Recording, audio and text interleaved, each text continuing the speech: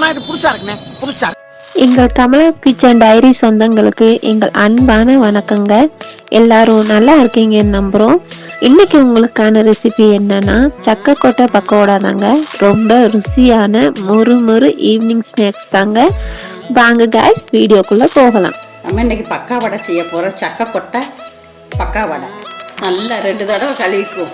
குக்கரில் போட்டு ஒரு 3 விசில் நல்லா கழுவிட்டும் இந்த குக்கரில் போட்டுக்கும்.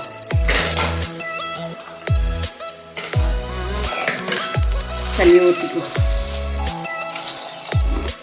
குக்கரை அடைச்சி ஒரு 3 விசில் அடிக்கட்டும். ஆள் போயிட்டு திறக்கும். நம்ம எடுத்து இந்த சக்கக்கொட்டையை உரிச்சிக்கும். இதில் போகும் இப்படி உரிச்சிக்கும். இப்படி சீக்கிரம் உரிச்சிடலாம். இந்த வருதுங்களா, சீக்கிரம் உரிச்சிடலாம். அவிச்சோடனே பாருங்கள் எப்படி வருது. இந்த சிகப்பு நல்லது, உடம்புக்கு நல்ல விட்டாமின் உள்ளது. இது களையாதுங்க. சின்ன பிள்ளைகளுக்கெல்லாம் நல்லது, சத்து, நல்ல சத்து உள்ளது. எல்லாத்தையும் இப்படி உரிச்சிப்போம். அவிச்ச சக்கக்கொட்டையை உரிச்சு வச்சுருக்கோம்.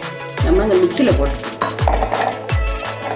ஒரு திருக்கு போட்டு மிக்சியில் அரைச்ச பார்த்திங்களா, தட்டிப்போம். சக்கக்கொட்டையை பார்த்திங்களா அவிச்சு பொரிச்சு இருக்குது. கடலை மாவு சேர்த்துக்கணும். இது பொட்டுக்கடலை, அது இந்த மிக்சியில் பொரிச்சு வச்சுருக்கேன். அதை கொஞ்சம் சேர்த்துக்கணும். சோள மாவு 1 ஸ்பூன் போட்டுக்கணும். அரிசி மாவு 2 ஸ்பூன் போட்டுக்கணும். மஞ்சப்பொடியை போட்டுக்கணும். பெருஞ்சீரகம் அதை 1 ஸ்பூன் போட்டுக்கணும்.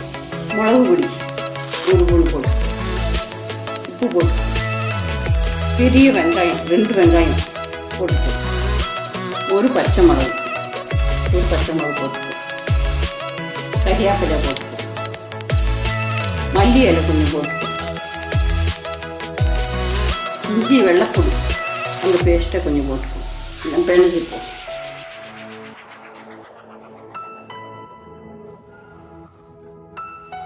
சாட்டு மசாலா 1 ஸ்பூன் போட்டுக்குவோம்.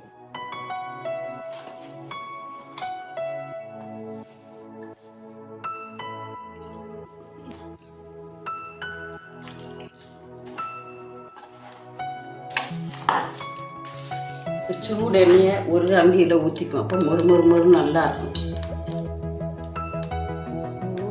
இப்படி ஊற்றிக்கும். சூடு எண்ணெயை போட்டு இப்படி பண்ணிக்கும்.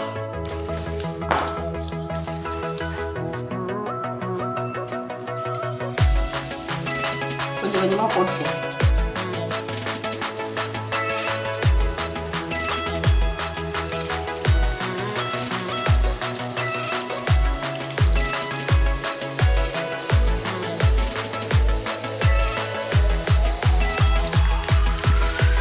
நல்லா மொறிட்டு பார்த்திங்களா, சத்தம் கேட்குது.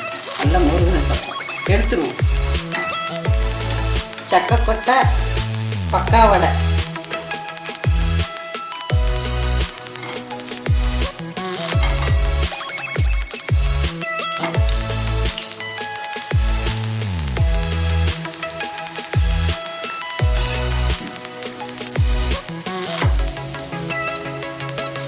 எங்க சமையல் உங்களுக்கு பிடிச்சிருந்துச்சுன்னா நம்ம சேனலை மறக்காம சப்ஸ்கிரைப் பண்ணி பெல் ஐகானை கிளிக் பண்ணிக்கோங்க.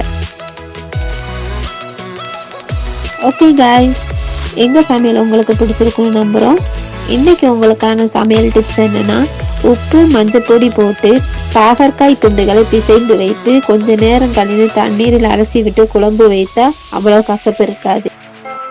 எங்கள் சமையல் பற்றிய உங்கள் கருத்துக்களை கமெண்ட் பண்ணுங்க காய்ஸ். மீண்டும் ஒரு நல்ல ரெசிபியுடனும் டிப்ஸுடனும் உங்களை சந்திக்கிறோம்.